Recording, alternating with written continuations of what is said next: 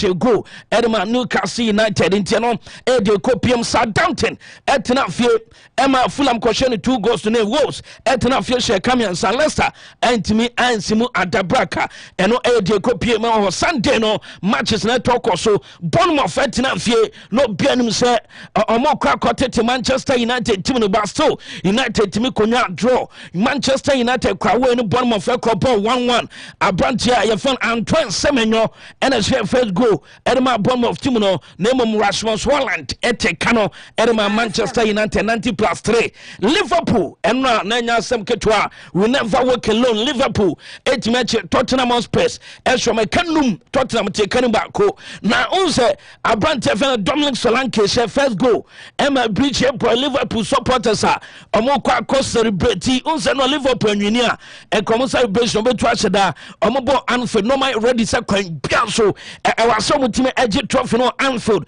Abrantia fan Dominic Solanke ko she first goal Edema Tottenham Emma Anfield tied D Luis Diaz ebe shay ebe take cano Edema Liverpool Abrantia fan Alexis McAllister ebe she man 2-1 Cody Gakpo ebe she man 3-1 not just Tottenham for no team show Mo Salah ebe shay ema 4-1 and Abrantia your fellow doggy akwanwa suffocating ono ko she on goal Edema Liverpool to Liverpool and so akwa Premier League emonwe I think Sakabe 3 games but still Liverpool aje Premier League no and so Senate 34 games and obia Liverpool 82 points Arsenal 67 Newcastle etosmen 62 Manchester City abe Romotosnai 61 Chelsea 60 points Otosunum Ensia Nottingham Forest 60 points not just a Nottingham ne Chelsea nyina 60 points Aston Villa etoso Chelsea so 57 no mo be corrugation per Manchester United otoso edu 9 14th and Manchester United at 39 points and Omanya Ipswich Town otoso 18 or 21 points Leicester City etoso 19th 18 points oko Southampton etoso aduono 11 points and otimi enya so far Premier League Mo Salah goal kinder Jano Beje or 28 goals Alexander Isak 22 Ellen Portland 21 and on the English Premier League name and so to semi-final game English FA Cup match about so Manchester City 8 match Nottingham Forest Eshomo 2-0 na the chance say starting game no and Abrantia I just cover duo on Abrantia you follow Rico Lewis omo eshe 2 goals Edema Manchester City Nottingham Forest the Biontmante International abeda Crystal Palace and Alphonse Tima you from Manchester City English FA Cup final omo ene kwakobenom the France no etimi ababetodwa ne enko back to Spain Saturday na enya sam ketwa Spanish Copa del Rey final etime ba so onse game no ade be chamana ba so Madrid for years game no mo ni nyina se refa okwa game no Ricardo de Burgos Benguesa Madrid for so mo pe referee no o ni paponi ni mo di statement o ko Madrid TV no mo hey massa pressure pa o mo the match as a Spanish Football Federation no so mo pe referee so mo mo enti now o mo confused say referee say no ana say yan say no Madrid for so mo mo o ko ba bi o biase ye mo na Madrid team no e wo just hotel room na ye from so mo press conference na Madrid for say ye mada mo ye den game no ye mo enti referee ko di game na pressure one so but still FNO you say almost San Madrid for pa omunyai Emma Madrid for chat say on be kwa akobo na just a pressure na anwa den na okopiem estadio di Katuja eno game no Saturday ba so Emma referee Ricardo de Burgos Benguesa pressure ba no so there penalties decisions be ha na nyina wanya mfama Barca but still Barca team no etimi ekoko share first goal Pedri Eshe first goal Kylian Mbappe fi bench second half ebe ball free kick shay Edema Madrid Abrantia fere Shramini de ball na corner opim shame not just a 2-1 near about 77th minute na Madrid early did 2-1 but still Barca team na mpaba Ferran Torres pass from Abrantia fere Lamine Yamal o trapona say na enwan na Rudiger diachire na Ferran Torres ewo ne keeper ye fenom teboko to antam na just o me no aka bom nom da form itina wa say Rudiger sa so be fa chiro o sorry oba na che say born that akwa akoye 2-2 ye ko boy extra time no mo bo bia na ye kokọ na ye bo 116 minutes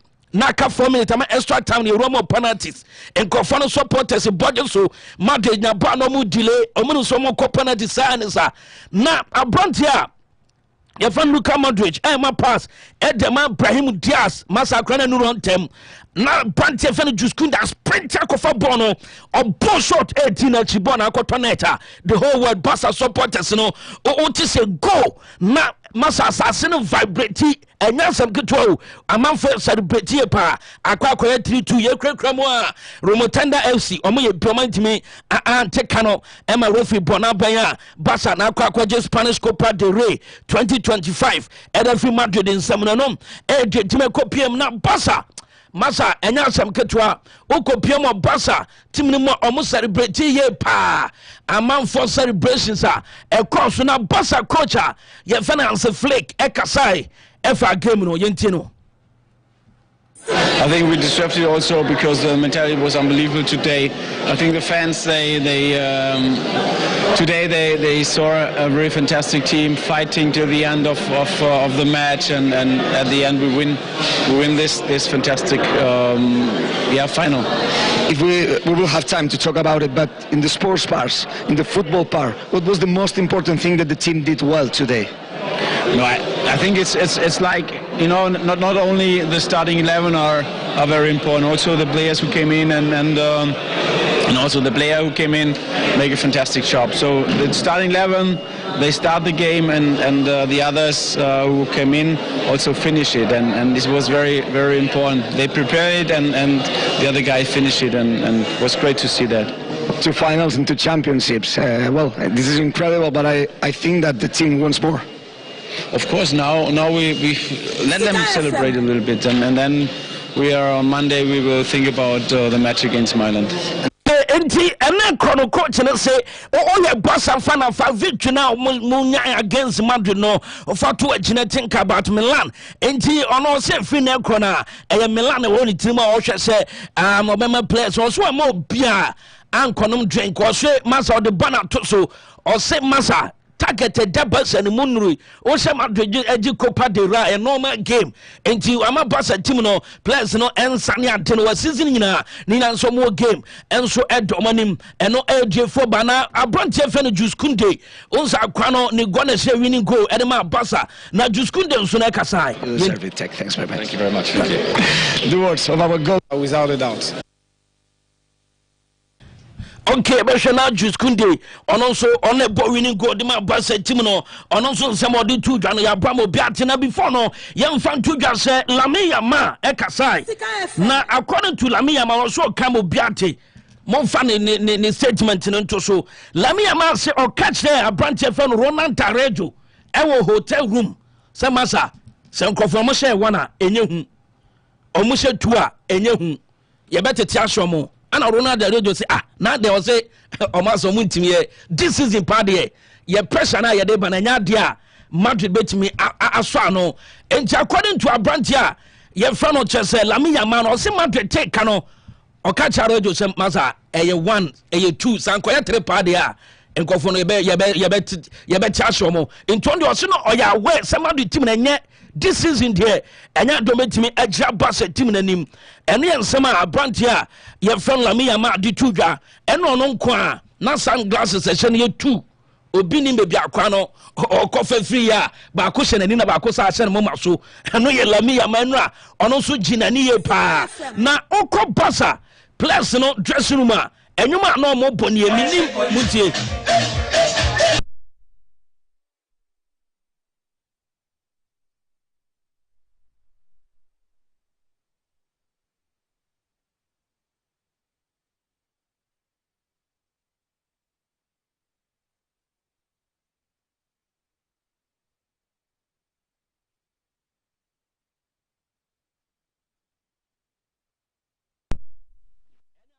France money fight ya no mo de joma mo de munti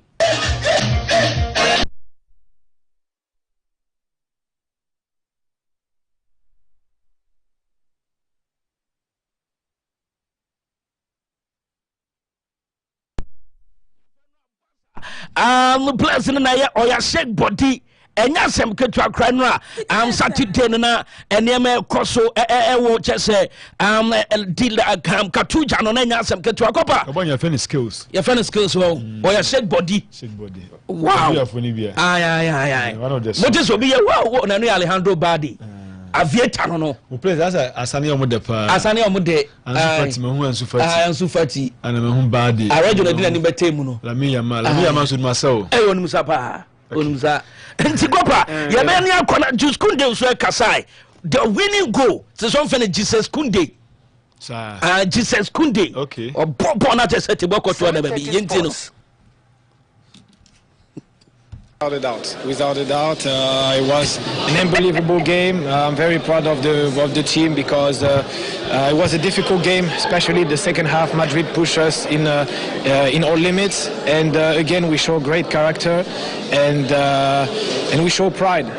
And I think every Barca fan today can be proud of the team.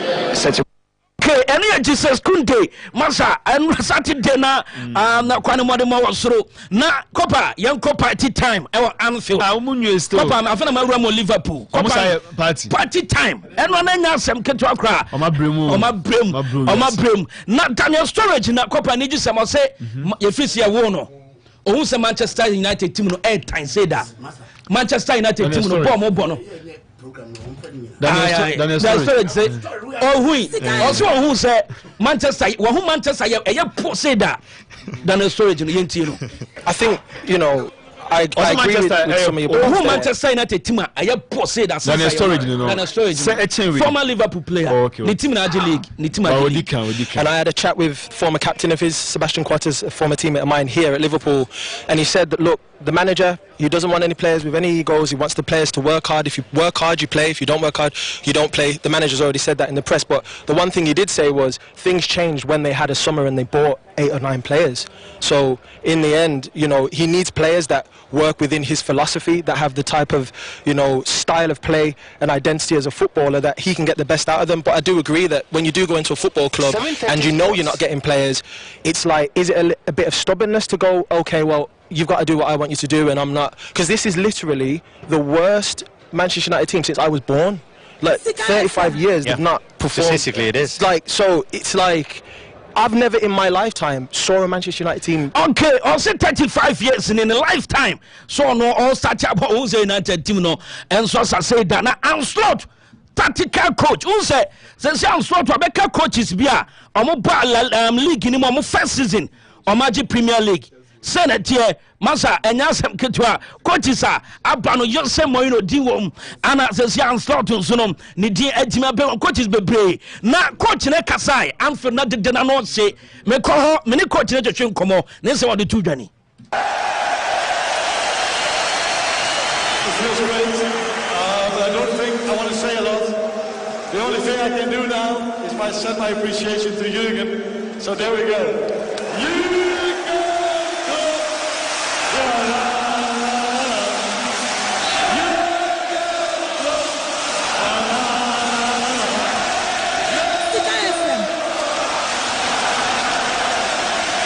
For that time, I saw Profanachi League. So the one Manchester sorry, how? And yes, man, oh my board draw. Obian is one na born cotton. Unana, I said, Madrid is Obian's a good fan, so I'm more day. Miss Anna Mimhuno, dear. But Unana said, go, says Unana, dear. Copper says, a place now be a Hey, Raddy. Me. Most Liverpool dressing room into Sunam Sports. Liverpool. Send me a quaddy. No picture and video. I'm to no. Okay. And one anya some good. And I mean, will be an item. I bet my tea. I'm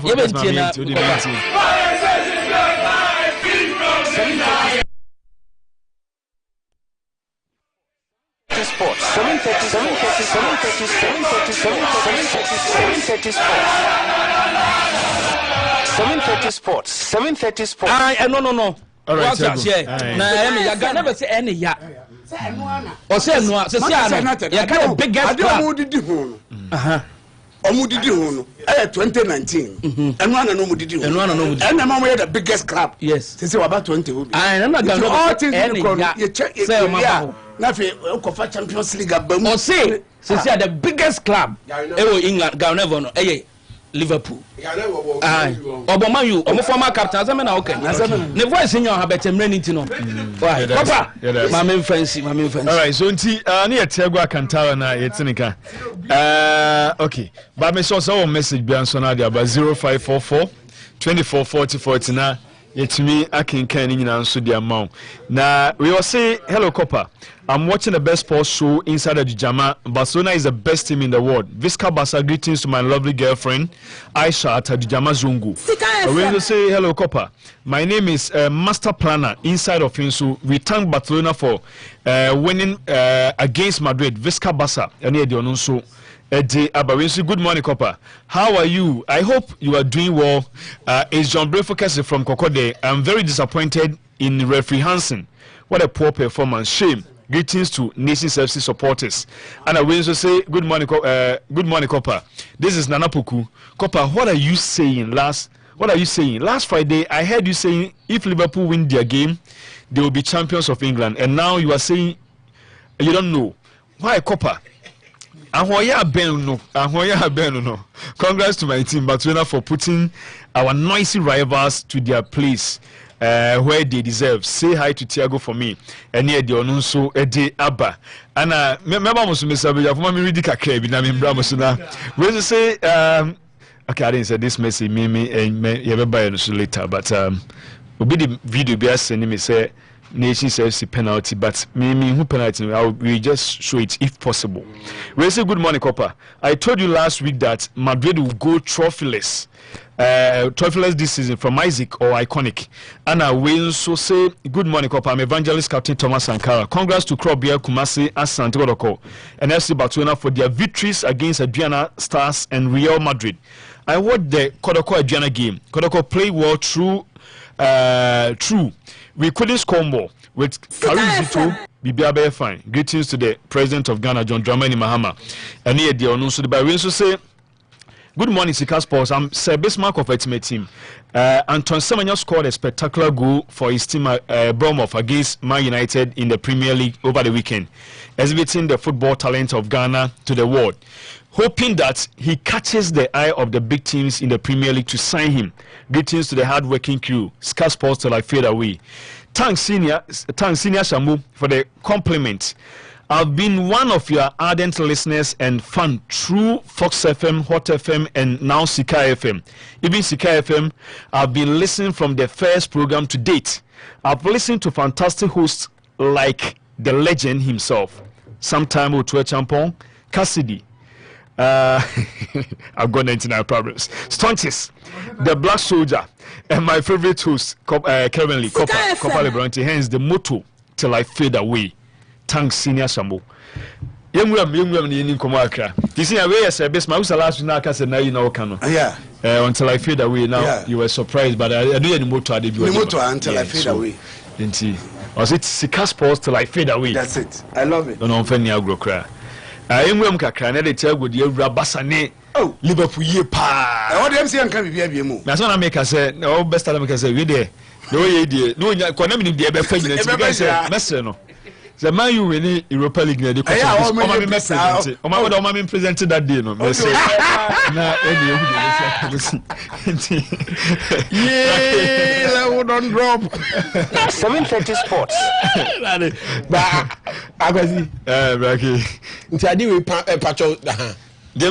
hear that TV in Pachomuku Facebook. And I was now doing say a Kotoko. Pachoma, I didn't tell no kakra. No one to us say, Mimi who bass, okay, say about your post idea no. Person, oh, I don't know, Fred only more as I want person her. You when I say, I say, I don't touch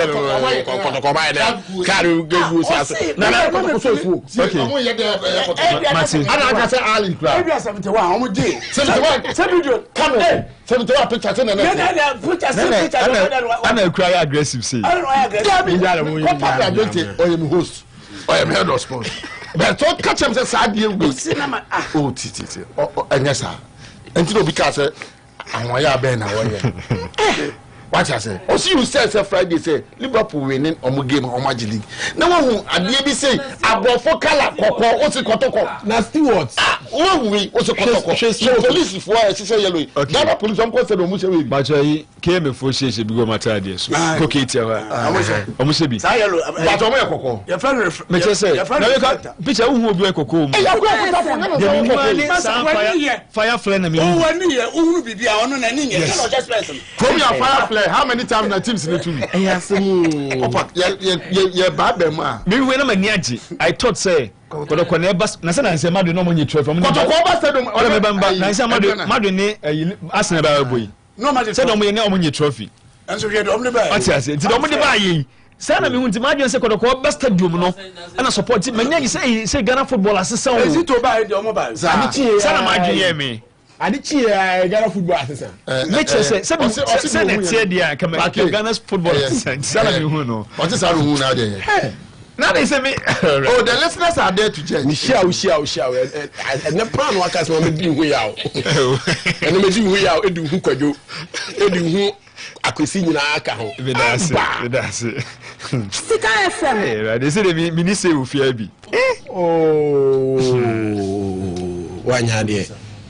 Bari enka he twa akunya matata. Masa wezo kawa asem. Wezo kawa asem. Adienti, wezo kawa asem. Ya twa Mateus Kunya. Wezo kawa asem adienti. Ya twa Jean Philippe matata. Na wa manso e. Kanko fo me no koma na ebe. Kopa. Ayo na afi na ajimu nsem. Afi kopa afi na se fa boza futo na wo ka se mu fro. Kopa. Dem ba so na fo. So no baga nza kuna matata. Na se do York na and the coast partnership ni. Okay, also fa sa. So omi no partnership na. Ne fa na kunya matata. Dem so York no coast. So omunya so blacks. Performance na me data. O din na ye se fe omu akunya matata. Akunya matata. Performance no performance. Montom. Okay, I'm so one come as about it. I am creating blacky. Saturday no. Na said ye be ni. Akoko a wundi na he. Na modern maba be say nkom. Na no krepa na say akroma wo hoi. But the share ebe kuma akoko. Friday man ha me hu was a game ni mu. Okay. So be kaya. Yeah. Because was a senior asem na tiani. E could you say Sika FM. Baji crew and die e dey free ahead that is Real Madrid and same. The crowd my tactics ni nyina ni anu no. We na akoda ni feelings. Wa bobo. Let me get it. Kopa at the point in time until what tie me kakra no on course. You just 10 minutes. Hold on to it. Catch it. It be bizarre was say. We hear me asem. It catch was say and woman tactics at 10 minutes ga na be. No man's land because they were coming. Na basuna for na nya be some person take aro. Into mo no ensutu di bi. Into no Hey. Obotum no Mbappe mo Vinicius mo tumrika. Okay. Wan kwaya say okopiepia. Na so den. Etigoba. We had a good final. Game na here no. In finals we should be say a check. Yeah. Final am I of 5 goals. Extended the call and that is extra time. Sika FM. Final am I on red cards in the course of the game. Yeah. Final you will say coaches and our coach back why they the yellow card. And I think sir the Copa del Rey, the El Clasico sold us a good game to watch. But McCrane sir, the best team won the game. And for that matter, the best team won the trophy. But Copa, there are so many factors that influence the game before and then also during the game. Before, back where influence the game was the referee. At a point, Copa del Rey for the Spain for Nankasa year press conference, they my referee, regarding the bogus. I'm a Kasai.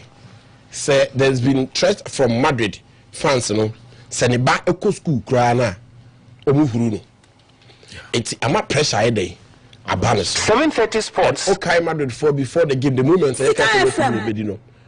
Madrid media did a compilation of referees errors away up against that is Madrid a favor opponent and on the two media so and Madrid had gone out say they don't love or person referee never be day ever the game. So before the game Copa, that was the level of factor day influence that is the game. And Osha, it took a debut from the ref, especially in the first half. And in most cases in the first half, 50-50s, a bad game to some extent went for that is Real Madrid. And that was because from angle maybe another referee neighbor, there was pressure just to prove something. There's a referee na pressure man.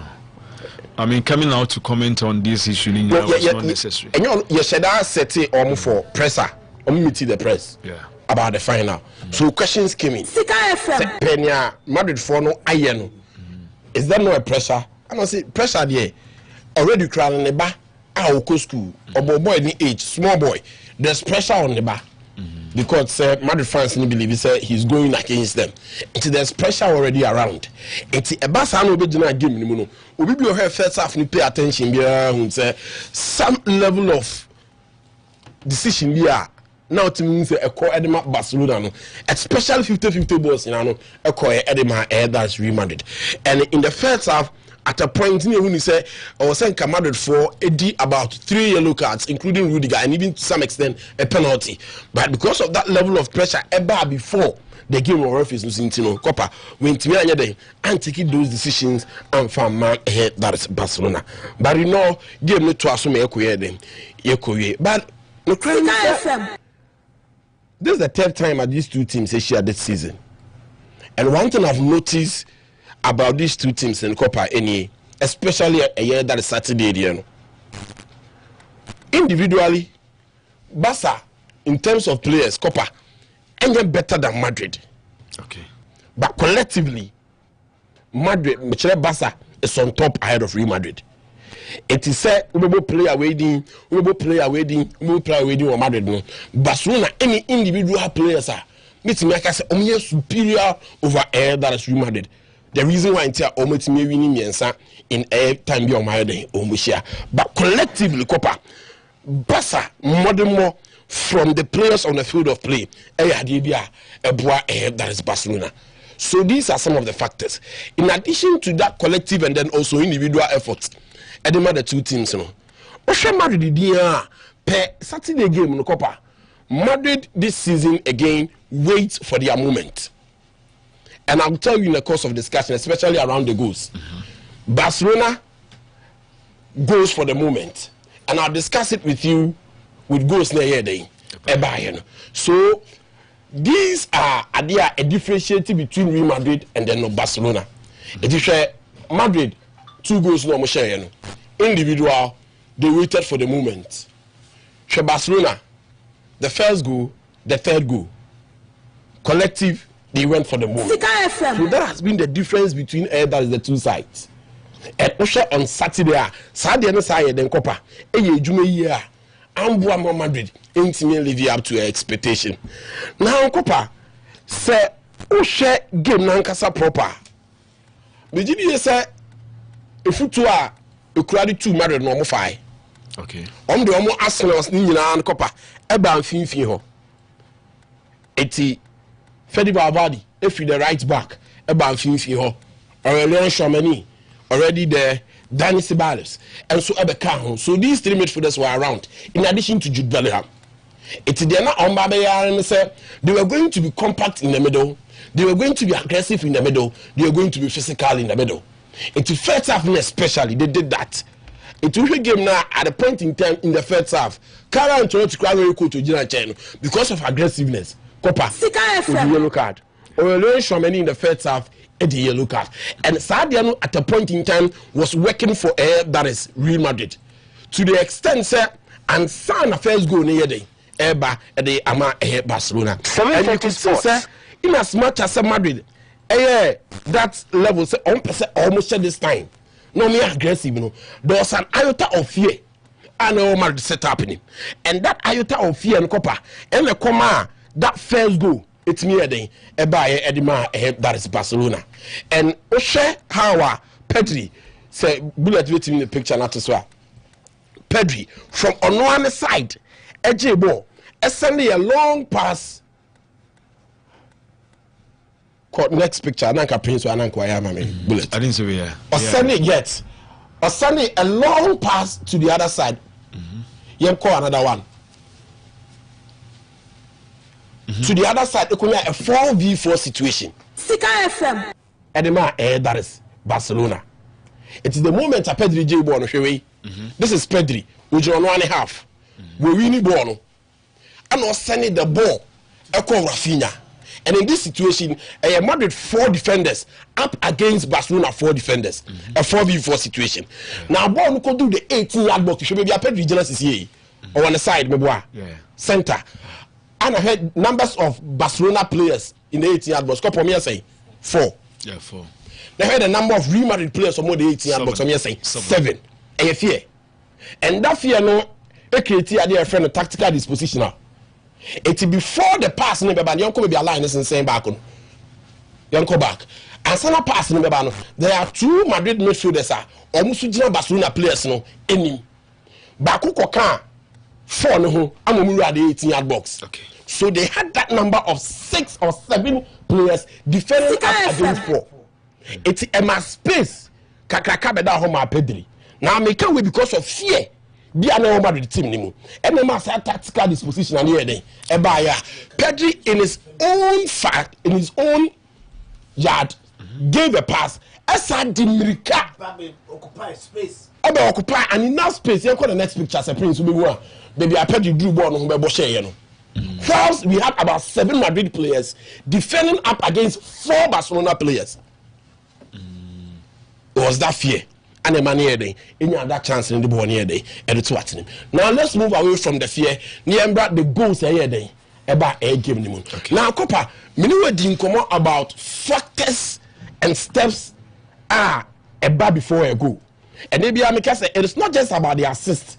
It is not just about the goal now and another technique, but there are some key points to be a game because it taking place. We just have to take notice of that. Yes, Pedri may a good pass.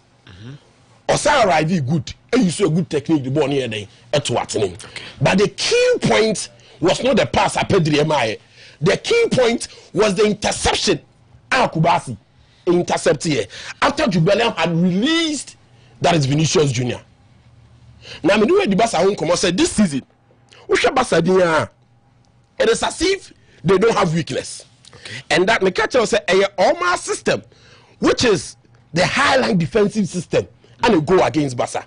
It is Shomutrim say, don't be the last man if you are a defender, but let us be the last man. Because so we are last man, you put an opponent on an onside position. And only the first goal. No. It will go Facebook a copper. Okay. Ya circle the final pass that has been released to Vinicius Jr. In a high line saying Barcelona by Jude Bellingham. Now Kubasi notice say Obida Omonim, which is Martinez, which has placed Vinicius Jr. on an onside position. Okay. Quickly, on our side, intercept a pass now, Jude Bellingham, co-release the Vinicius Jr. It is like when you that decision, I'm not rely on the fact say you will agree me say we are always the last man. So you are told for somebody's mistake.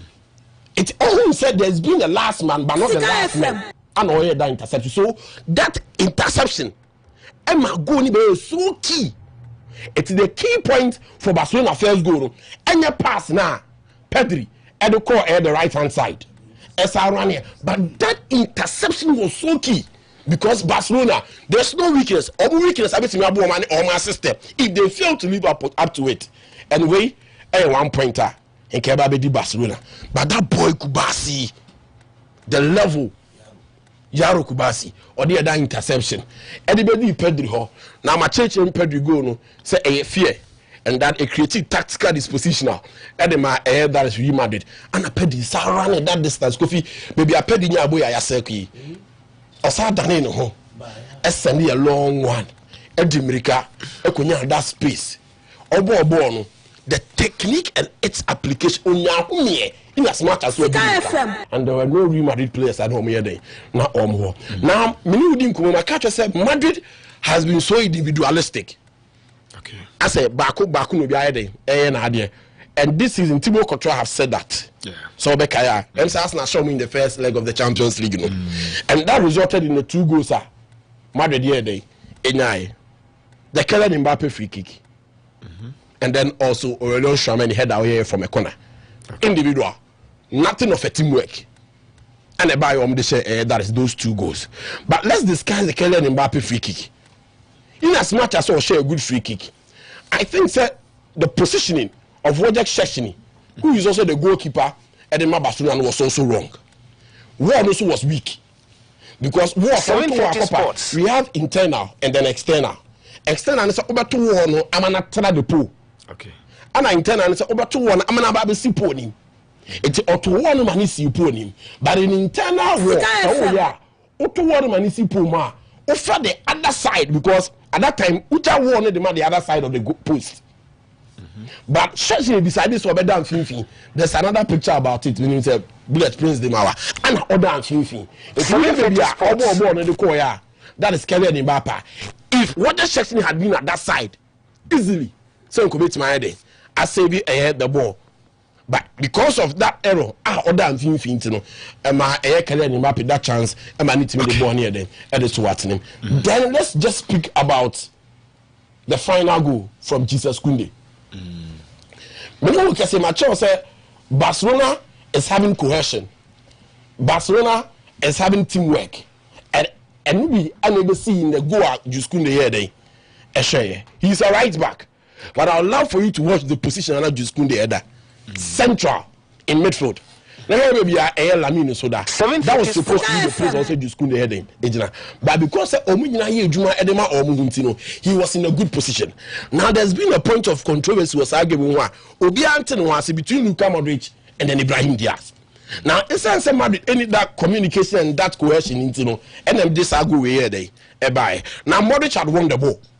Oje Bono decided say release the ball in 10-10 about Ibrahim Diaz. But the mind of Ibrahim Diaz and say Mami running, what did you win born there? Nany ban hosono. Me I saw a possible na day. Aman. But because Juskune had positioned himself very well, and already what Modric was going to do, or shall say to Mericante. It's the moment that dear who said born embano, or decided to say, or say about the faborno. One chain. But already not kunda day. I set it off and intercepted born, and the decision for a Barcelona player at that point in time said Obobo short. Actually said he has developed as a player. Last season just couldn't want some make every moment this season me born abaso. And for Kunde to have gone for that strike, and I think that he did well by going for that boy and the winner. Meaning say go away Kyle be there. Near kind of Portugal Euros. Per interception went for a strike and then he gave them a goal. But I think Madrid has a lot to do. But that individualistic na no come game near the edifro. But the Hansi Flick. Okay. Any basan so. Like here that's my memory so na. The say the akwa say Brakaye e classical 19. The eba ni say omo mama Santiago Solari. I say Madrid cover Clark Cup na. Oba be taking China later Xavi Alonso abe coach and them after World Cup. Here how Oba be waiting as solve issue no. Copa elsewhere. Madrid fire official na. I said reporter. Okay. Abamo breakdown my man say Atletico kwa Santiago Solari share team mo cover Clark Cup in the bar. Na Alonso aba. According to according to reports. I'm saying I'm going to report Madrid for no Edeba says I am Madrid according to reports amount for reporting. Do come Madrid Madrid one of the Madrid media sites. One of Madrid media sites. Media outlet media no media handles ntina ma me bo mudi eba town.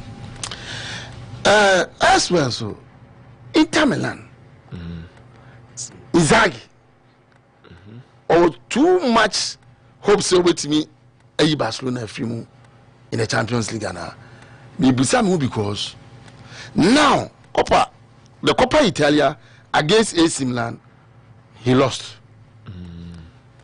Then what about a game Napoli actually in terms of points 71-71 playing at home against AS Roma, though Roma are picking form after say the Tinkerman ebisu or my pijama so than they used to be, but a team what top 5-6 matches to go, you were chasing for a treble backward, then you were playing at home knowing where say oh boy ja opponent are all chasing, then Inter Milan lost 1-0.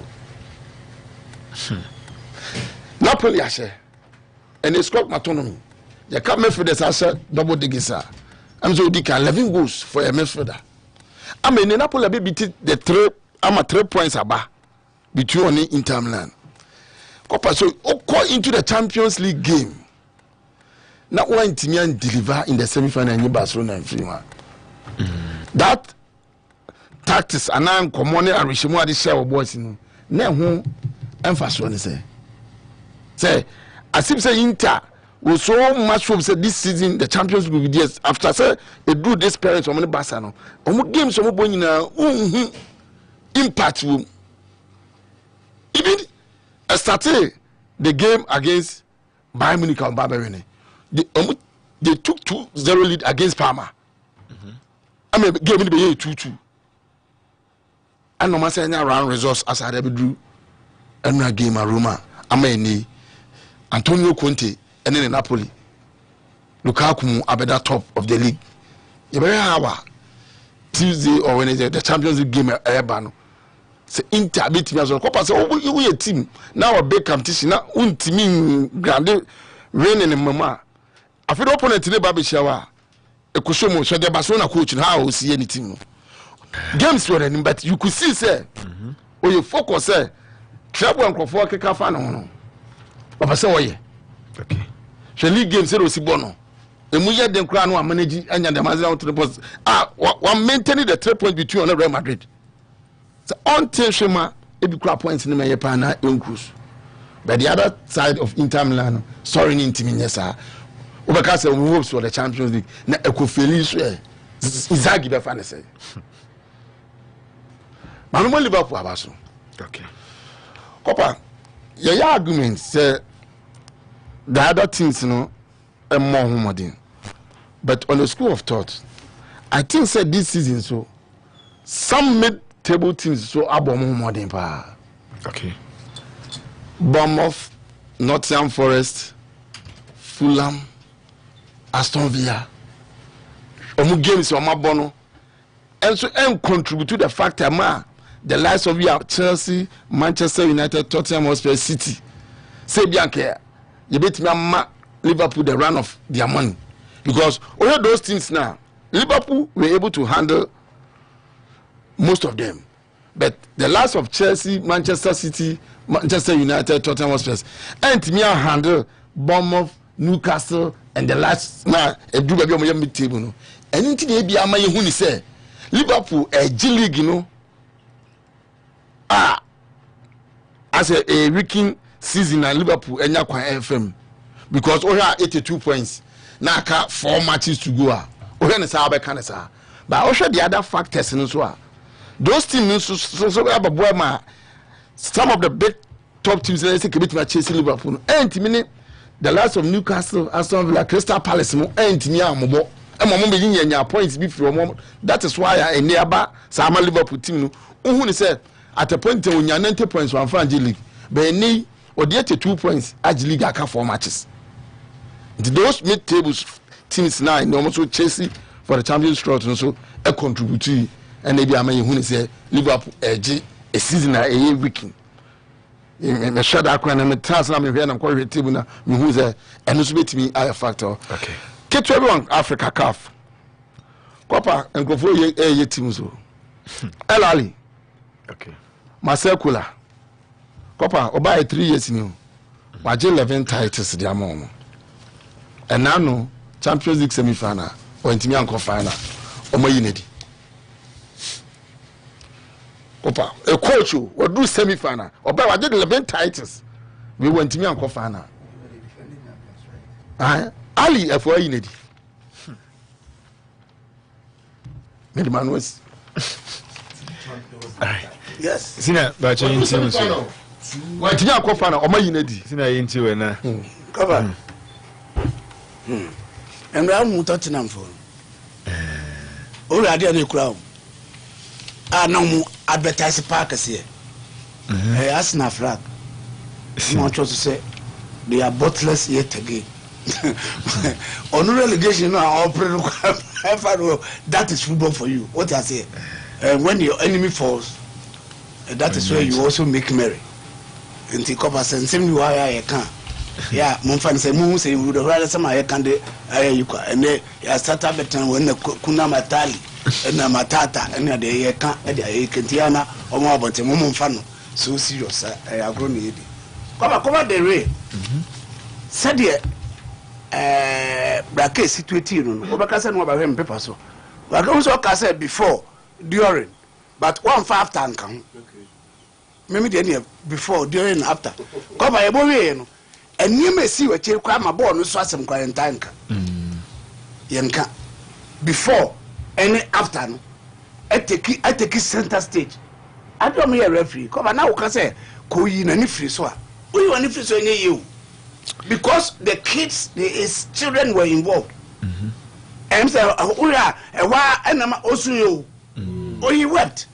Also say oba huna mani actions or inactions. I dear with him say, oh, yeah, yeah. Me per se, I'm pay me, but me have heard Cousin and teachers speak to me before, and I know what I'm talking about. When the issues, me I me boss pa uka boba, unabo, wakasa chemda, me said it. Nti kopa ujemu sa ya nenye. Was a dynamic maker say. So, I don't know, say this referees no dig in and someone a press conference. Presser for the match. Yes, and he almost pass a comment be say some bit, I've been taking drastic decisions. I say, me won't say, I know after that comment in the crown, and my pressure saba almost. I'm saying referees are you for a cancer after because almost all you are. Just say, and one no you. Nakopa Uyisano say you are pitching them against your supporters. No. Why are you the over now? Because I adapted the ultras near the. No, I got show by the crowd. It was school. I did not see. Oh no. I'm said that was the reason why my dream bass can say say young Coco commented because a bit my argument. And the whole council that could have been done. Football, yeah. Oh, Charlie, but the football room. The football. You see. Before no the enemy can reference in 7 years. Edu be kwano there were another equal person say Madrid Kwenya ombe boycott. But then they came to the statement by the statement by say Entesa during the match. You saw some of the year can me say minim somebody like Rudiger every match no. But Rudiger is a very lucky person. Yeah. Unso lucky. Even in the Champions League against Arsenal, okay. Nyama bebre otie Skelly. It's so a fry. Yellow cry money be. He's a very. But I want to advise him. Send born up on a year, but also sooner because the fact that he buy 100 from me at the on count. What was it? But I think say once before become Madrid, no. He was playing well. And now Madrid in the first season, second season, he was playing well. He was playing well. But no, this arrogance. So, only participate park. And you work on money, but account 7 Jesse. Or this is me, many crook me. Why? I am so Ninsano or the Piaquan Animampa, which is a foul. It's a Canadian and a Bonuano, not quite a quay. We also, I know that we are training now 1v1. There were a lot of defenders around. I've been about one team patcho. It's you. I said, I'm capable. This is what a patcho. I'm renewing my Diablo Fumpe. I'm sorry. Kai. Just only the only way. it's only a beja eddy ama then after a year but nipa ba kwa me fo say bonitin ne bonabaso a brand fen Chesney. Papa, I say in this scheme of a nyina no na ne nem se bra quick grab here. Ye na film. Ba Papa, a brand na be boa wo papa. 26 matches.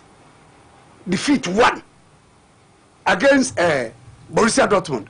Ah no ma she 4-0 ofie. I will be a genie, no Johnny Pumu. No, Tessie, and that's why maybe I was stretching. Hey, I quit. I'm a board of floor. You're Chelsea. What Chelsea they will see in one of the buy over there go. I was looking at say, oh, but I must say, Brass and Quakra almost started, was almost 30 and he got 730 sports, 91.2%. The passer completed. So a bomber. He has done very well. Sakopa here, the Italian version, I Jimmy and son with Juve, and Wabaji we account. And so I they say a Matipayaba. And so we do a cordial, second work one day, may they on Bujano coin. And as I just want to make tonight, third. But to move so much pictures near first and second, every between any test session. Okay. And Bassa still, I think they are moving on and it's going well. Papa. 730 sports. Okay. My football the entire discussion. But on this, it is not because it is Arsenal, but the way they did it. Now, Chelsea, any Arsenal, and representing England. Okay. A semi-final against Lyon and Barcelona. Barcelona money, Lyon man, Copa Omoa.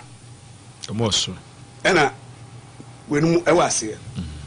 In fact, when the draw came out, Chelsea, any let me say, with the match of equals. Chelsea, man, we had the chance now, man. Okay. Chelsea also league that in the last you come so much 4 me and we had the chance. Then Olympic Lyonnais, man, they are the most successful female team about Champions League. No, then they came in the first leg. They beat Arsenal at Emirates 2-1.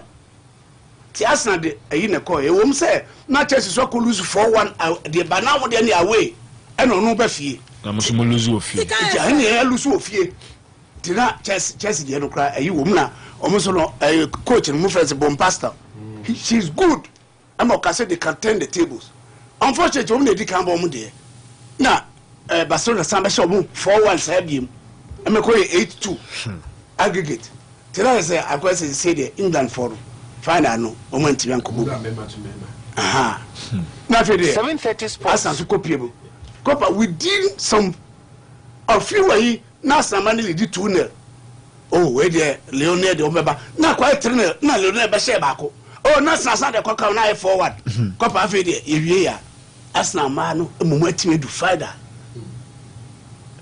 they are going to play Barcelona maybe o ma drone dey menim say hwa but at least for them to have been able to had the way almost me clear and crunch say like kakaka almost develop ba coach almost no fast sledges and the sledges by cover tima entina ma hu say coach can you 730 sports the face of Arsenal team Arsenal man no ebo final and no man no semi final Thierry. Step by step. Last season, a man was semi-final. Arsenal, man, you free. Now this time, the last time Arsenal man participate, Omo quarter. This time, Omo do say me to free. This you cry in himself next head on. So go by kakra, and you go. Say United, we are so Omo final. Defense.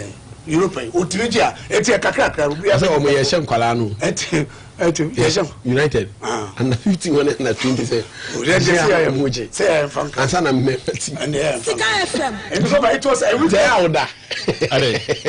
We can say that. I say, I'm calling Omonia bad. No, Nikapa, like Kojo was saying, I was very sad for Inter Milan, but Sobekaya, Brake, you said it. Roma ana kwadwo na kan back in the can unified Roma say Roma father coach no kra yeah that thing come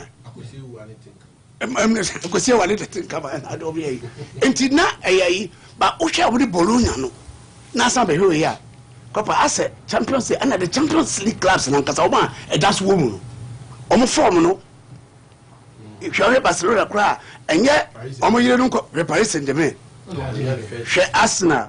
No, we are talking about the results. But the party them unison. So we listen to go to activity only. But no person occur undefeated. No person occur undefeated. Yes. Arsenal, I dilly.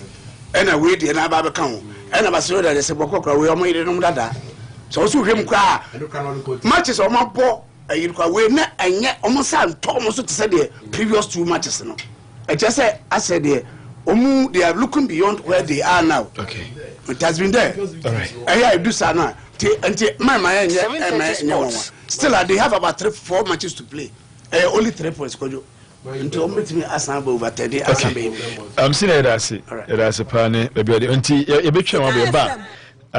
Na ya chef isem. So I was a Ghana Premier League in so bad so weekend na ye be wurem na eno so resource ni nyina so etimi de honsam no.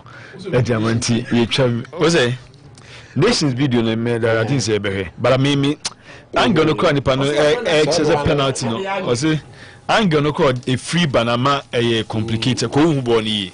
Was it penalty ni anya ma wo? Was it like penalty be or was it say dubious? Was it dubious opponent? You are looking Chelsea.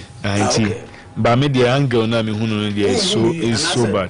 And you pillars crisis when you are there say. Semenyo ya dey board on poshe. Oh, he did well. But Onana so anya dey. Say building from the back. Nya but me just say Onana anya dey.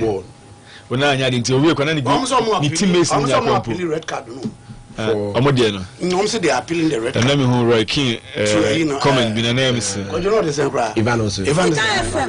I'm so appealing. Manchester United. Met me appeal. How dey about? I'm say no na man draw no kana wo mo. Okay win. And dem no ya dey. Yahu obi o ya onu so ya win. Enti enya ibia.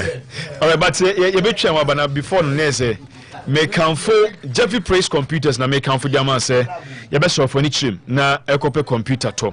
Say laptop and as a desktop open brand new one as a home use one sir ninya Jeffrey Praise Computers na you be kan for jama say ho ana papa ni nyina nso ewo enti koto de laptop ni desktop accessories nya na eton bi on projectors na part to a wo de Jeffrey Praise Computers na de mom dance so say laptop no mo ton no yes aton accessories computers ni eton accessories desktop ones ni nya no ubenya accessories assign ato ewo Jeffrey Praise Computers ewo de na wo pa unya de na wo pa Jeffrey Praise unya bibia bi ho bibia ni nyina bi ho no ti projector no so yesa ye installation o de no anse obehu yen ye be sa be install no kama pa enso ediamanti Jeffrey Praise Computers ana ye kan fudam obia se obia fa ni chim na onko pen ne pa en ne pa de yesa de pa ne ton ho ndi go pa de pato e Jeffrey Praise Computers omo asoye network na for internet accessories nso to be flat screen television na ope and then monitors CCTV cameras ni nyina nso ye benya bi edi amount from Jeffrey Praise Computers and so asoye enti bra animu ya brantentem so na ebeje wo de original home use phones and iPads tablets ye to be obesa set up ICT lab. Say schools now Pamomo, say hospitals, churches, law firms, media houses, individual homes, communities, nyano. Ya beye edi amount. Obeso ya update Windows mount. Ya upgrade your computer mount. Ya sawa accounting software for all businesses.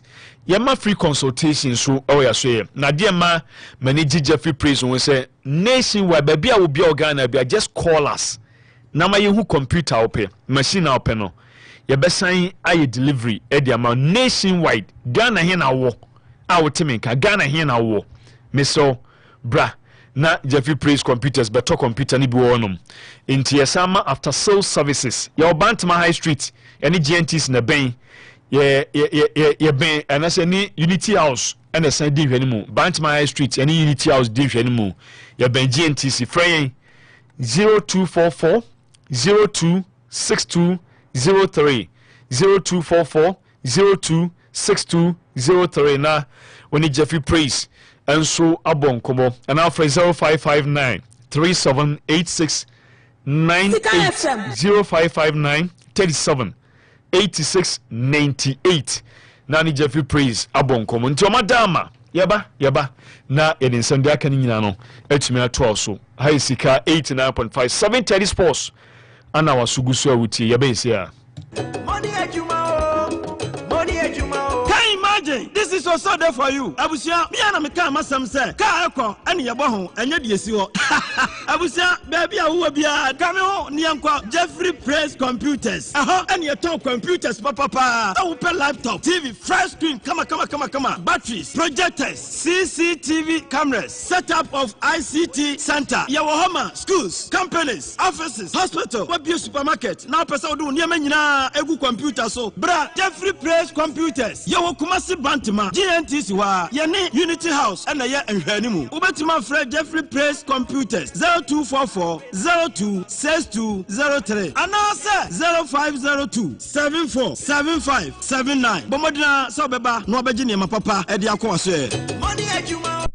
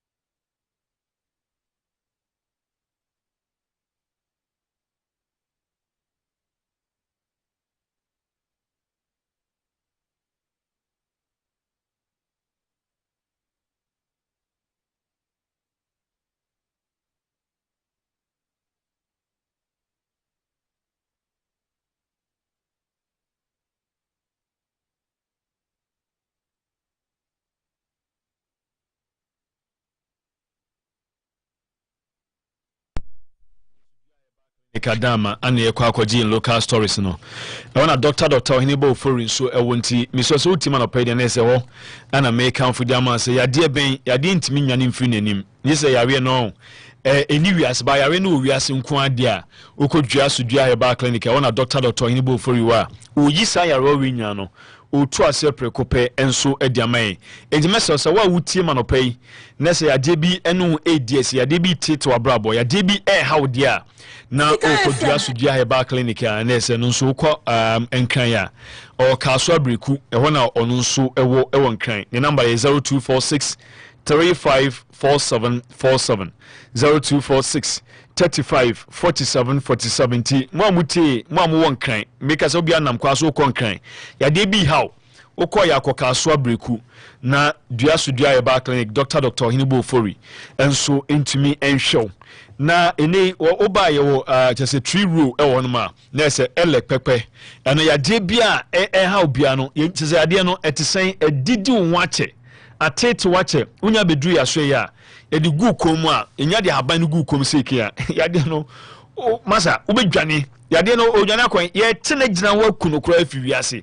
ama no hu se ye ni abre kura chen no ye ma yade ntete abrabo afi entianu nti ana ye ko dua heba clinic na Dr. Hinibo Fori the only doctor the only man ono nso atumi aboya me enya ye fa ahudi ne ya yaresa enti ade ba kwa wontumi nye eye wuo se nipa na wunku ade a meso Dr. Hinibo Fori ontumi emfa nipa ne mankwam but what test no nku ade wonya nwuya no de me ka kiro Dr. Hinibo Fori obeji nipa no ama no so ne nkwa no etimagina oyare no se ye de fa so ne ye de fa form ba bia se spiritual se physical ninya dua so dua ye ba clinic ana make am for the amana Dr. Hinibo Fori so etimi ahwa ma bibia no ay kamentina dama ana ye kwa kwaji local stories ni Kumase nso ba bia wo no eye abrepo broni krom ewo ne ewo Kumase ase ewo nya jira kwan kura wodonya do abrepo junction Angel FM echi won ma wo so pebroni krom ye be kiro ubenya ka ekọ no ma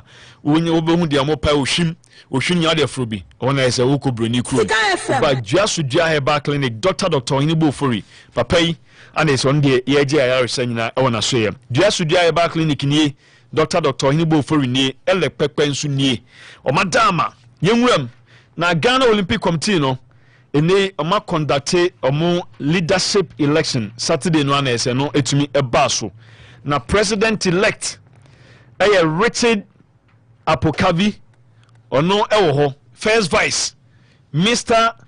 Mauko Afad neze mfantifo can say Black Crop no room anwafo no room the second vice Frederick Otulate and Cranfonso room and a third vice NS Danso obetima ya sentini na treasure no Evans yeboa Evans yebo bese Evans by the kind Evans yeboa neso no so and a third treasure assistant treasure so Neil Lante Banaman secretary Mohammed Muniru yes neso no so mo room na fe assistant secretary so Bawa Fusini we electioner etumi ebaso na nya gudi na Ghana Football Association so unya so real friend Kedo Kreku Simon Okraku unse say appointing so a second vice president ewo CAF also expressing gratitude and benefit be no do mase oko the sports minister adanase ene afamom keka unya nei papa ni timu odo mase yepa ne the supporter omonso etumi edmanti aside the president of the nation omunya adoma na Africa CAF mpanifo nyanso atimi de aseda sonko edi amom CAF African School Football Championship ne baso na girls no the girls place first unse yemma no Ghana for man letimi did first and we receive $300,000 boys no so Ghana did third semi final na say na kwa Tanzania say mutwa Ghana ya 1-0 ekome yentimi anti nese Ghana nso ntimi ankopie mo final say ekodi third one ma nso ekodi $150,000 ana Ghana nso etimi receive ye ewo African School Football Championship baso into wey nso e dey free mo a ebe don some Emma Access Bank Division 1 League no so weekend ye baso zone 1A Tamale City Semiensa on Northern City Semienu wale Calista Semienu Real Tamale United Kanaba ko wa power Etna Fima Victory Club Warriors ekwashani 2-0 yape eseba kuma wa sorry nante entumi anti ekano zone 1B Techiman 11 deshe 9 bofa kwata nochi etikani mienu KC Soccer Academy eseba kuma Debi United Debi foi entumi anti ntineno 2 games never so simultaneously Ohinami ya Park Techiman Liberty Youth ene Doma Unity na Airbo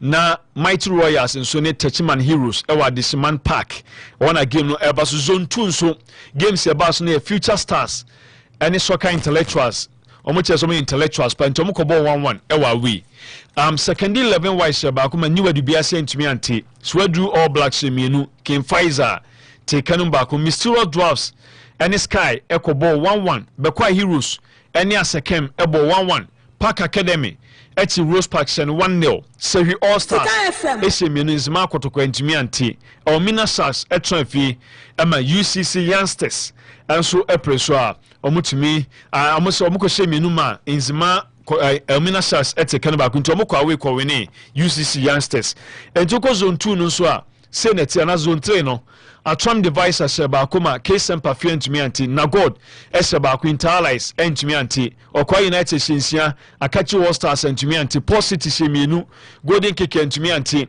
Hoho United shemiensa Kings Palace ntumi anti Home Stars sebako FC Nani ntumi anti Rain Masters enti so eto nyinaa Rain Masters Mosati fie ama Kotokuru Royals akwose maka mienu a o man ntimi antene so mo no enzo no tokra na emo em se is a bit ma koye Ope Masters enti enei Kotokuru Royals kwaso mo 2-0 enen so game ba ku toja e wo near J Kreku the second sports complex True Democracy kabima minka bi team any Great Olympics ana de kwakọ boy ni nti wei enso de film a ye don sem ema yemwram quarter kwa league Ghana Premier League no sponsorship bia still ya boy wie yente hwe eno so etimi about weekend di now we games about so na Accra Lions eton fie mienu Bechem United entimi ante Jacob Awute Osego di kan Bernard Kesse enya second goal Media Mashemiensa Young Apostles entimi ante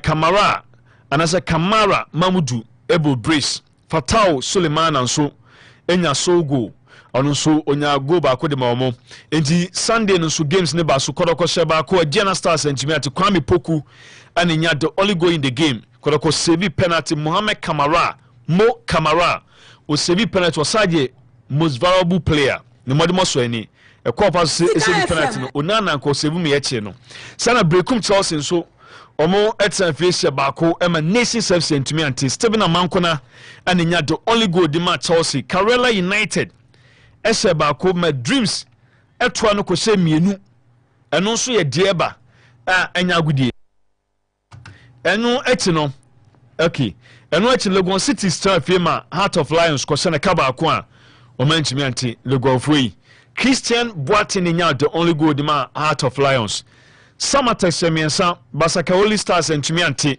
Baba Musa Emmanuel Mama anso Emmanuel Mama ese brace edema Samata so em ya say ya o man ti accelerator no so intem bananka league no komo fight ye pa business semienu bibia ni Gold Stars akoluzi by 2-0 to Vision nessa nyagudie kura Edward Ajiman ese godi kan Edmond Asante so enya second goal na brake ka se sa game we no bibia ni fa na ka ida se brake na mikimba ko enti no ye de eba table no senate or the Ghana Premier League no so Gold Stars already carry 53 points no manya Nation stop Tosumienu 51 points Heart of Lions Tosumiensa 50 points no manya Kodoko so Tosu 9 omonso 50 points ana Kotoko Krobia enso akwakonya eno enye fedi agro kra eno achi no nese ohwe enum House of Folk ana Tosunum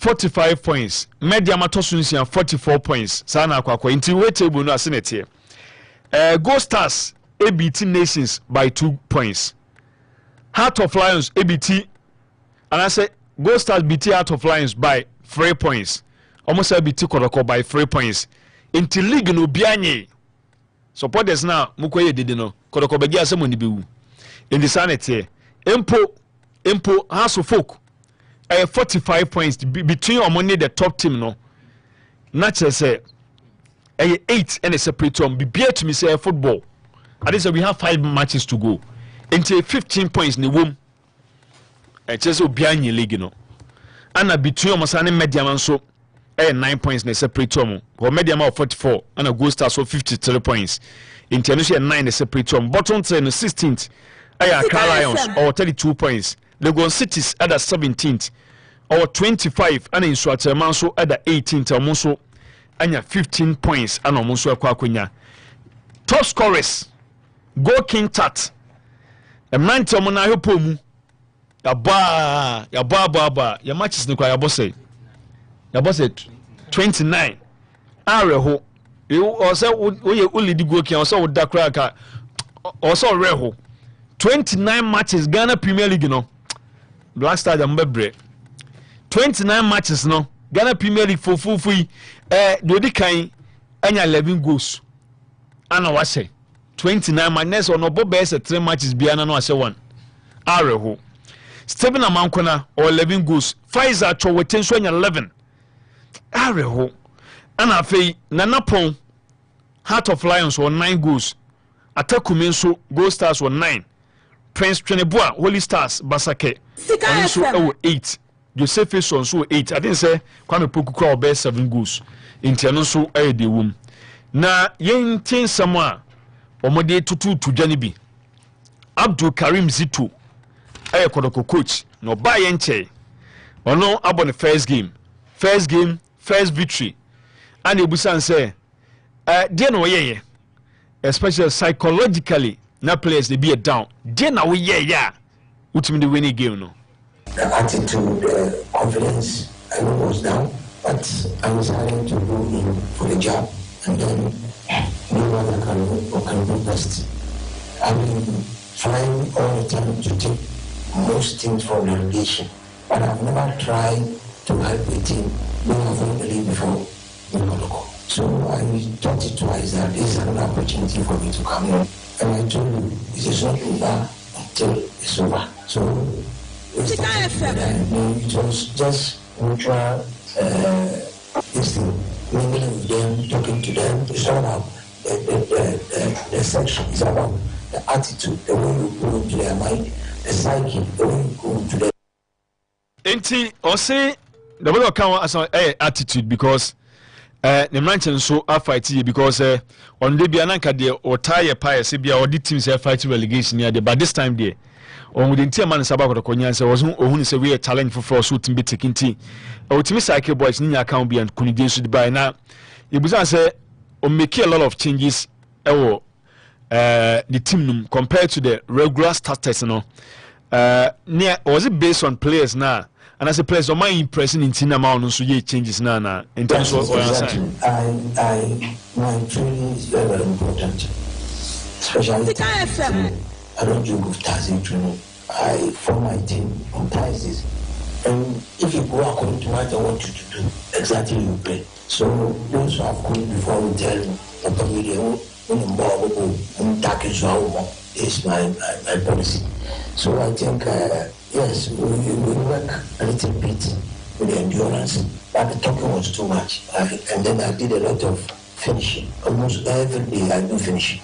But at the end of the day, if you don't shoot, Enti eno aye coach Abdul Karim Zito ane etene kana ozo no by Thursday bonso ayi team awie ti Thursdays ne de masa na ono se obi oni bia be kana asem de atro se o coach bia unim ba obestati unim bonko a dia ne masa bonu bebobi unim takaw so a obawo bonu bi anam se ono de wosi penny team no ono intensity any adne ade a onfani agro krenti eno aya ade a chese obi a wonim coach Karim Zito bia no obeka achro sasa no penny team enti eno ano o hwe Karim Zito ne first game emante du ba ko a coach Abdul Karim Zito ede omo start game no say netie the 11 players no Mohamed Kamara Mo Kamara goalkeeper ono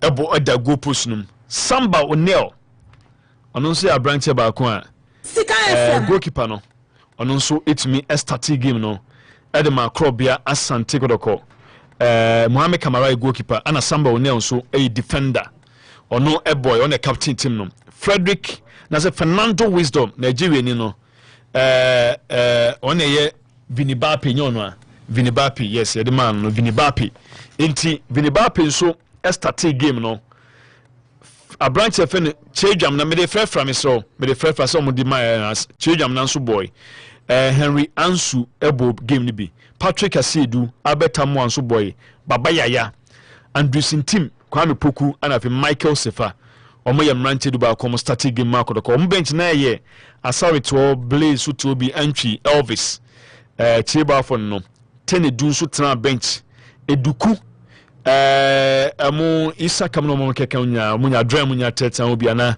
omo so study free bench ntia no ye de anura ko konso etumi e de start here a je say na say me de come wrong person okay asemu intizanet ntia no we mo ni mrante du ba ko a omo ehye genu asintu edma ko nti coach naka so ne de se wo tackle enye no nko unum tackling anase bia ye kesei wo ye obi nso a wo giro ho pa dia by Thursday no decide ni team awie tiane ensema wo de kotuja ne sabu sanse okay we say okwa kobo against Gold Stars or lose it nation enti say no omo ahead of him no Gold Stars any nation says mamen kan sa enti omo last results no omanyai meka one born weekend ni emomo hope na because Gold Stars than so nations than so omunya so teams omo party ana the last results against Adriana Stars wetima winning we no eden that so their back kodoko team no man lose nation allow me for this why I'm here and then people seem to lose hope but I'm not that time easily giving. I don't see I will win the league but I'll fight for it as there is no too late to fight for it so until we finish it is not over. They are going to fight for it and yes ma what got tuja and choba aristic and suka say na we and someone so the two him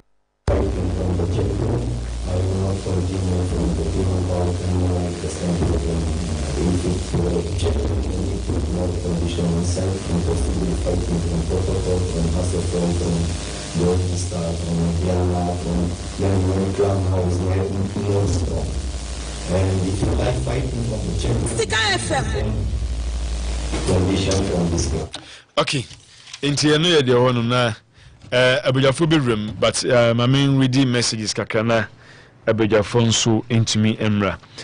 We were saying okay, I was saying yesterday Kodoko won but the performance wasn't good enough for me from Isaac or Iconic or no dia or dia ban open no. And then we seem to say also they knew they can't play us. That's why they started blaming the referee. I'm Jima from Ababo number 2. Anna, we say Madrid will win the league from Patrick and also dia or Diabano. Anna, we was in Mkopa. Mkopa said he is not aware Liverpool even played yesterday. Well, that's not our concern. What we Liverpool fans want is that that we have officially won the league. The league trophy yesterday. His awareness could have even delayed our success. So the best thing is that we have won it yesterday. We won it yesterday. Liverpool, you never walk alone. Original from Nkari. Thank you. Yani ye don so e dia ba no pen so betinu message abana e me pam no so yetimi akinkan e de amount ekura shashe mame. Yeah. Couple Johnson now Sobeka last Friday we were discussing about league games, especially near Heart of Lions, Gold Stars, Kotoko, any nation service games, you know. And I make culture was Gold Stars Tema, New Town Astro for no more, Vision FC for no, Omubumo, Omoya strong. And that's in a Mickey say, Umujoman on the first 20 of Mercury. And my crab Mickey say, team relegation, no boom on the board or fighting for survivor. Also fighting salvation and looking at Gold Stars are only dumb bedinachi okopa do this stage away games nana those days their has kotoko to some extent Ashanti Gold mutimi konya in a set team you good no kware you need supporters to cheer you up our meeting omo nu home supporters at least when your numbers betimi ya cheer up to say the obo home and any based on the results now abano ama the league no abeye tight before ever now we kotoko free picture but in the 53 nations akulu so bekum Chelsea aka 51 Heart of Lions about 50 or she Legon Cities then kotoko share be number 50 but one thing a favor Gold Stars Copa the 31 day I and I match 31 they tell me the jam got a favor and then that day on Council Minister at Rambo in the near 3 points in Tavana in some quote between on Kotoko a 2 between on nations in elsewhere no 6 points between no more 50 no and 5 points between no more over 51 on the case now announced now me making yeah with 31 your name is man into that 3 points there it the favor both sides what both sides need say they should cement their next game on mobile home no because Kotoko will be going to Accra against us. It will be a difficult game the nations eba betrefi abo or inconsistent. But the last 2 games, no chance they say be an near in home no on drop points. It goes as who could drop points with whom not we need to say what 3 points be so free ma. A bit me how for the title chase. I'm not the Baba Kotoko every name the Bakopa. Not any impressive to say now or tester now and the now listener and the I think sir Karuzi to make some changes. I'm saying this is the second time man say Organo was starting Nigeria in Ghana. I'm saying the second time this season I start game the Amakotoko and Enra and Odropo Justice Blay Omeki a case ma Mo Kamara your friend about go posting. It tells you some time I be ogun one no Mo Kamara edano nenye fluke. If you throughout the week about who be the training grounds and who say Asare as captain of the side maybe this game there here Mo Kamara. Okay. Then Justice Blay and Conchena and now starting free bench now Famra. Okay. Or start say Kwampoku 7:30 sports. Now we make case in the former depot but on your beautiful go and that passes between one Babaya Kwame Timi hits on the ball expected no but Copa wa ya bi after say Oshego no minister supporters not criticizing them all but after say Oshego no yen say me jubilation master no your fans no man be kan wasem oh yes I na be do chesa so mo kasa on say we are shinsia so mu bibi on and so mon come ntum that's how on was go ntinu mo kasa no asata mo say to no was go account man atu and oye say I think say Kwame should focus no on the game no o man be here o Kwampoku do mo ko overboard there but you the way you training adu bo go no continue to do it na ma obo no nya den enkasa emom dancer ashes bi kokoso a enema betimi ayi na me yo division 1 Oblast ne akwam ko go draft for how long and you know so mo yen say bi o se bechem ball no na bechem game no onya chance bi na as a miscalculation na ball no that game it was quite Sika FM I said onya bad day eno a let me just say but as a ball yen pese beti ase na ase ashada because a player we one bad day then until be kasa bebresa I say omo more boys no now yeah has strikers and as I'm about one boss could go draft for a long but he's been playing as I'm about one can say chance my house for now from Gurusuma or better when you see statement letter so no the inquiry me can't to the whole council say fans na behavior be say alam club catches in as it what letter no on say chance da na yeah as I'm the inquiry say na atoto asama ya cry complaints as why mistakes be but wait there and well so then I'm say in a game so after that not or more a game we are but aba abenya egu ama the 3 points na bomb kitu everyone division 1 zone 2 cover any Rose for that better show Park Academy Rose Park for yeah so now before we can have 1 point between us Oblast and Oblast so etimi atrefia second face at 2-1 they say Oblast a be 4 points but baby asa ye hu biem Port City zone 3 Port City and Hawaii United compare say ni DH or Port City Hawaii for the chase as well there is likely 11 there's now to you and everybody the playoff abeba the zones no the Accra zone and side that zone no and then zone 2 Kifa bet and they play defeater Rose Park Akunyana Oblast ability 4 points who joins the Ghana Premier League next season or Copa 7:30 sports. All right Bracky Intunes Copa Zito in the first game and it is very normal say probably on your convincing and farmer or more that is game and then to some extent some Kotoko supporters because training enye bebre nti eba ne sa nyoma also musua no ebeyede but the concentration was on the field, how he approached the game, the level of changes that o make here, how and direction opposite who kotoko football. But it's your there regularly omo day in and day out no yeah who changes gidi. We saw the goalkeeper Mo Kamara Edemu, and even under Ogum these changes has gone through before, so Bekaya. Yeah. It's for that corner we will leave it.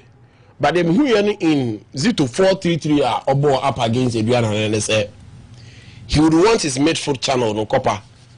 Unlike Ogum, they are combatable no. We will be flake akra. The reason is not because so much justice Blay. It's not better. And for me, Mijiri say yes, Blay the experience in the team, but the level of game, the agency say uyu in this kind of manner wow. Yes, in times I be here no. At a point in time, I end Michael say famu prayer no. Or no, I never say the right back there day. It's opposite or sunny midfield nimu. Not midfield no. I am more attacking. That's why I change Jamana. In addition to Baba Yaya, everybody number 10. Now Kai Ogum started the season no, not Emmanuel Enchi at the border number 10 rule. It's no baby, I'm a Baba Yaya. It's at times or boy Yaya or the right side of attack.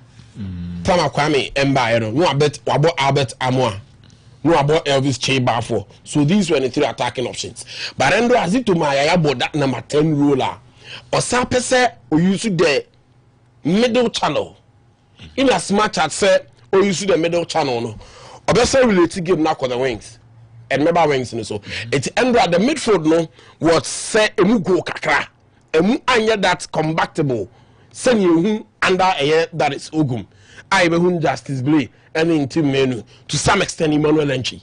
Okay. Because under Ogum he preferred Emmanuel Enchi as the number 10 ahead of Babaya and being in the level of quality skill set at Okra Babaya.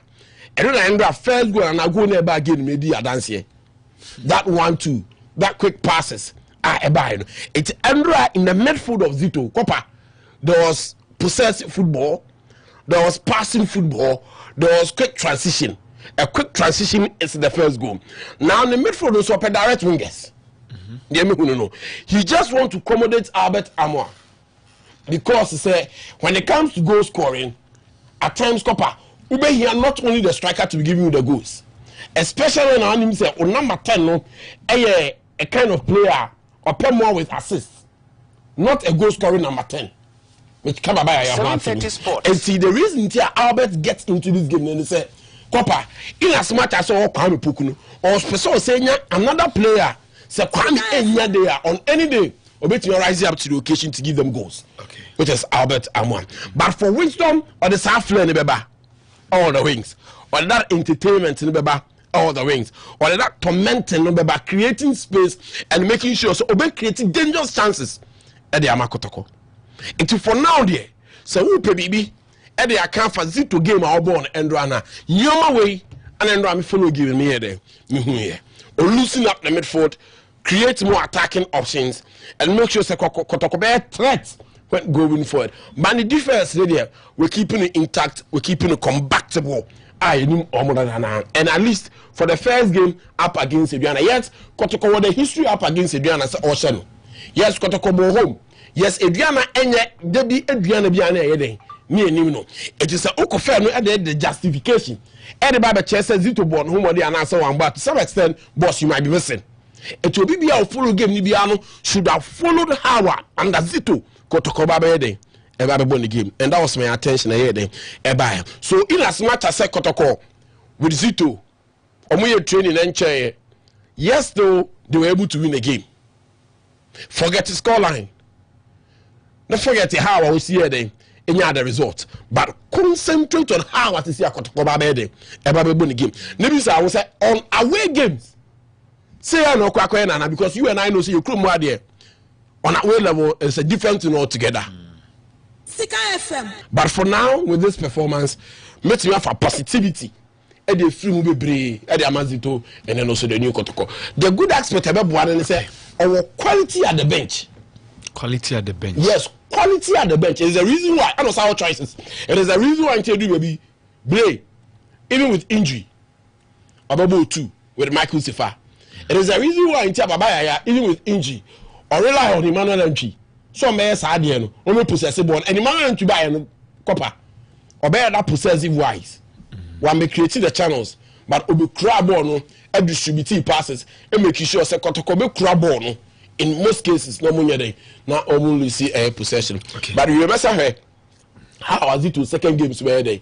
Ebe konafi timia kanini na abom ne de asase. Okay. Brake ye beda asepa ne wonsumra wanya de. E de mama menko senior so na yinti senior so kakra wonso wa odi man ya no pay. Okay. Events leading to a Kotoko match at no boy. It was against Eduana. The advantage of Kotoko nya ya ne say na se ukaka history bom na hwe ayini ade a na Eduana eba komasi anyi because they had never won here.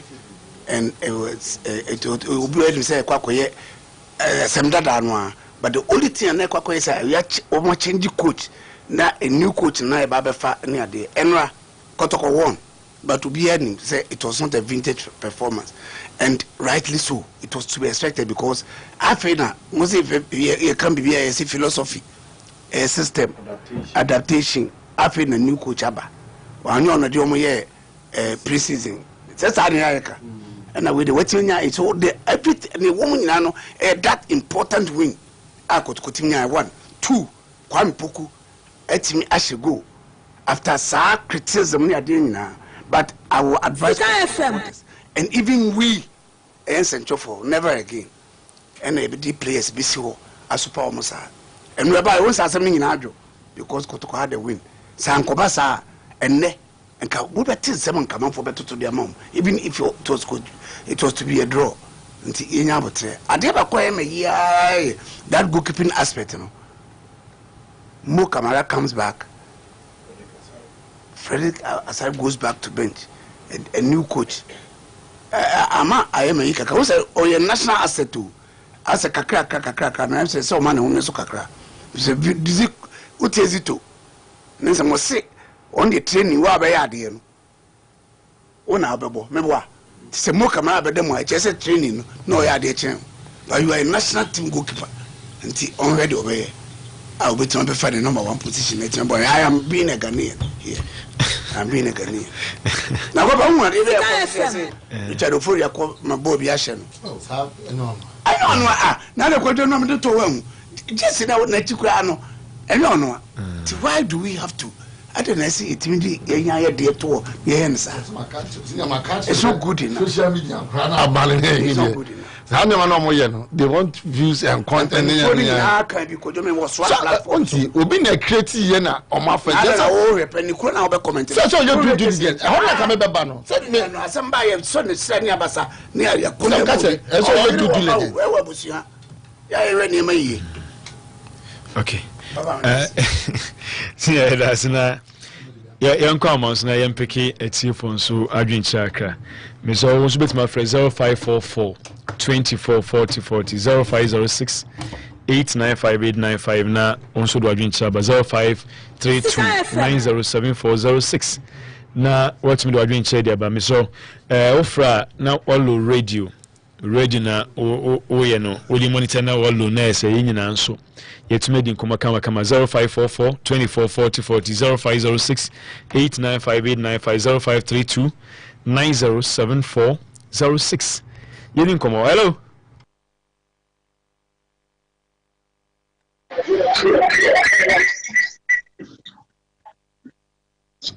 Hello.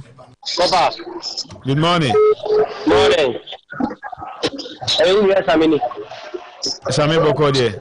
Yeah, pasa boy, yeah, but you are senior. Okay. Na mada disano pepa crema bi la kwa mute kala monte. Monte. Monte. Ele bu pede kala monte kala. Video iso mo complete ya zikwe beso mo. Kami chama pa ma yusu no ade mu ye ma nya de. Ade.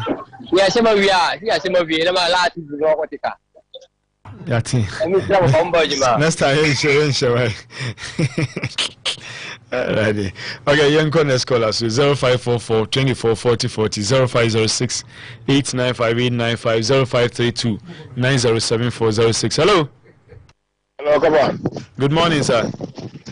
I'm a John focusing. All right, John. Boko. All right, you.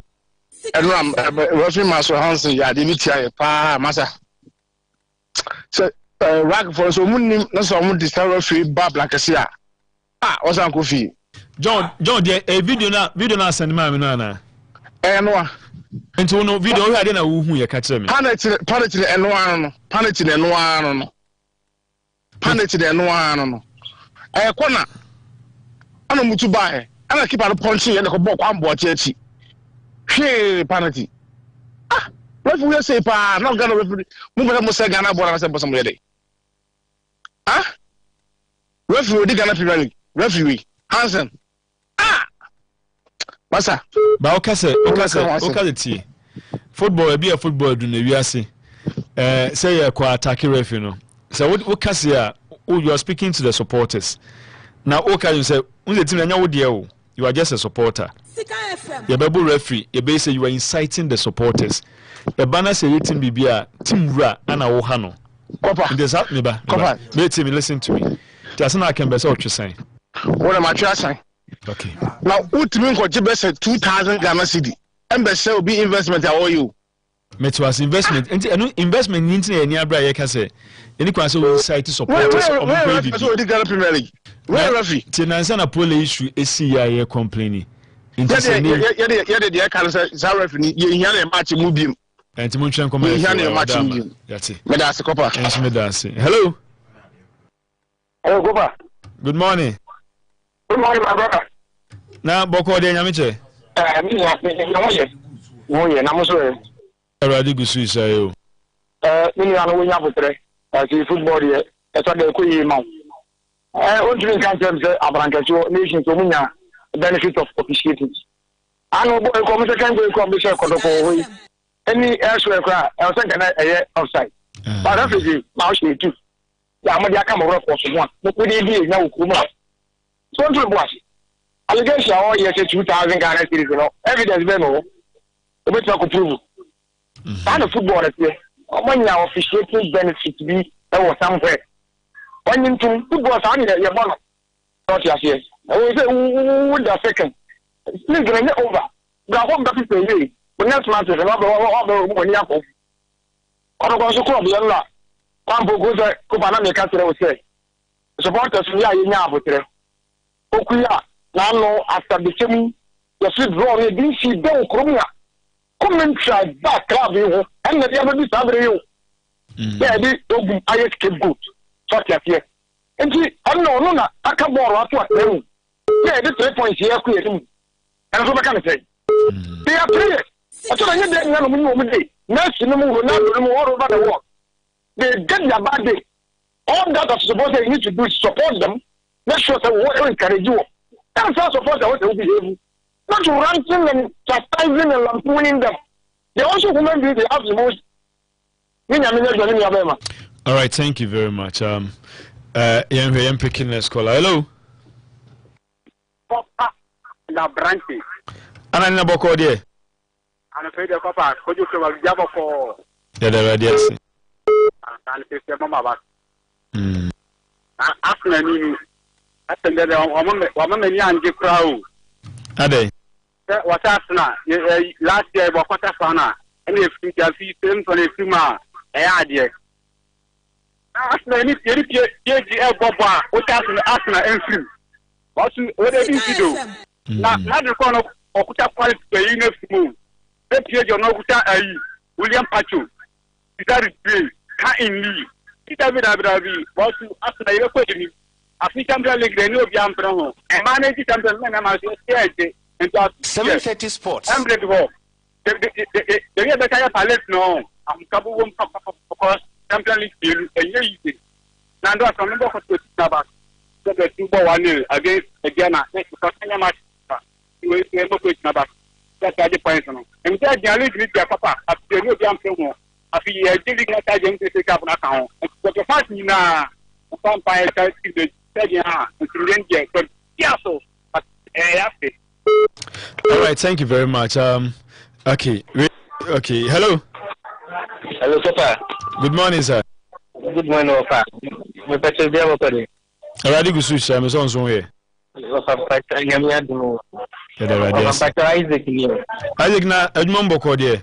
No, Papa, I'm not doing. I'm manning my family. You are the two man open. Kafra. I'm not protocol. Signal, and I say. I'm more. I say, go for class. Be at my total will be analyzed. You see, I call it prayer. I know some people. Obin Castle will be done. I'm talking beginning to we good story. Oh, yes, I can tell the file. In the Obama, I want some matches dinner and queer. You come here. You are only for power Talabai, for power Talabai, but how many good? Kalu Talabai, yes, or by then, yes, and you. Bayani, yes, I can say. Obiaka, Diana, and you, because of the OS sector, and for farm as boost. It's as a good story. Now, a quampu swaba. Not as a crime who they were a copper, and last week the year, they can't do Naya or Bottichi. None of your Kahuatama. But you make me busy. Let me busy as him. Me pacho me too. Adma Ben, how are you, Adama? Me pacho me frames. Where frames? Me pachai. Into Mom Bus and they be on by my mom. Me pacho Dabi. Sana, you are Sabrabotier. Any chance I've been a piano bit in their two nets. Yeah, but Oparita make a say, Kalu Atala buy, Opa, or buy so buy, and they know it's good. Opa, for point woman who go, Kalu Sute, Ugunipa, and a Ugumia, and I hear Guman to attack of Fanaba, and then Papa saw him. But one me took the air can, Papa, Opa, this whole time, one took. I used to be Tano, Ubian. And a copper, the help of Kaluatala. Some people were so ahead of me. You can't say Kalukra. Senior Casal. Senior, because I am with the pa, said the Ocasa. Also, all come as Semiano said the what two was a Casar, a Mamaniajo. So, yeah, no, church as me. The woman say criticism, the Ubia, yes. But when it gets personal, or Copema, Africa, train you on call. And you are pitching him against a section of the supporters. Said the who can attacking. Yeah. And I criticize them. I want to go with the next of passing and will be no bush. Only a mistake. But of course, I fed there. Babudia and the Anna had it. And yet, we are Sabi, we are one point who say Ukoda, but we are the moon. Okay, senior, but then another day, and there, no more can I add in person, yeah. You look at, of course, we are on personal life, and they can't chance now, but the good thing is, when you have a chance to be good to me, the most important thing. Okay, that's part. We all say I couldn't sleep well last Saturday because my darling Real Madrid broke my heart. In fact, things are getting worse. Power enjoying the show from Report Johnson, and then we say what has happened. So congrats to all Kodoko and Barcelona players from Kojo Asempa Furniture Works. On also there, what they abandoned. We also live in class. So too. More fire from Nanaba Coupe. Mamin picky last caller then. Hello. Hello. Randy Boko there. Randy Adumboko.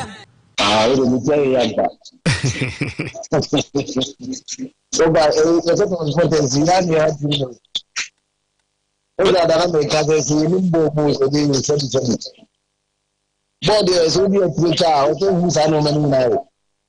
So the man in the so we can I be Richard Man. I buy it to home and I bought and sir, when you say, some of you to Wash. And I might be in a mind now or catching the now be. But you know, that's what you say. Was one that you want because you can also have an improvement was always in the years of what maybe I'll back support to do the year again. I'm not sure support time. Sika FM. I know what's so good in the church support time. we go to the say to na e ji no kwa e ka do be dia dia so so you fi am say back to ma o team na ni ro bo who ta do do ni ji na ho ko na se wa mo adu is having me na we guys company to stand for do no sense. All right, thank you very much. Into me in for baby na see. Now we will say okay. We will also say I'm very happy Liverpool are the 2024-25 Premier League champions. However, Ancelotti should learn to manage his squad much better next season. UEFA Champions League is in focus. You can't top this new format UEFA Champions League group and get knocked out by PSG. We never walk alone. Hi to Mami Soja of Quad as well, Mr. Adair of TKB Microcredit Service at Bushen, and Honorable Abedi Kwada Sudi. And we also say congrats to Arsenal women for dismantling Olympic Lyon female Wototo by 4-1 at their own backyard. This season, we are winning both Women's Champions League and Men's Champions League. The Gunners, Young Konkwa, Anani from Kunsuko Yukru, one also there, or the Abano Penti, Emrenco Sim di Kakano. Yedisina, breakthrough, Arabake Bibo. I can't 4 matches now. I still will share you. I can't 4 matches. Okay, we live to see. Some can some say for no na. Some can say money pay for. We can say some match in Pebi. There he be. Omori Palace there. Sika FM. I'm just say. Man Chimsi say ne. Okay. Because I very tight Pebi. I can't 4 matches. That's it. Last time I share you Old Trafford. Is there any Chelsea or game? I know the family. Any Aston Villa game? I know family. Ana any info beam. I didn't say so far the Mekai so far. Saka 4 near boy by Chelsea womb. Aston Villa womb. Ana the aka. That's Brentford ana. Na Brentford ni bomb of Mbako. Nti I didn't say Taka Bako. No, bem say Brentford but once na me make say either say na B for ni bia na bomb of so. Okay, ana the bomb of. Nti I didn't say bomb of na me can the other time but I'll find out. The new CFC ni Villa. Aston Villa. Some match where could be multiple goals for Aston Villa. Sir. Multiple goals for Aston Villa. Sir game no. 3-1, 4-2. Okay, about Brentford and so. About Brentford in next game. Brentford. After Bilbao make a Premier League as okay. So Brentford. Near Kobo. Brentford win. Brentford away. Win. Near West Ham home.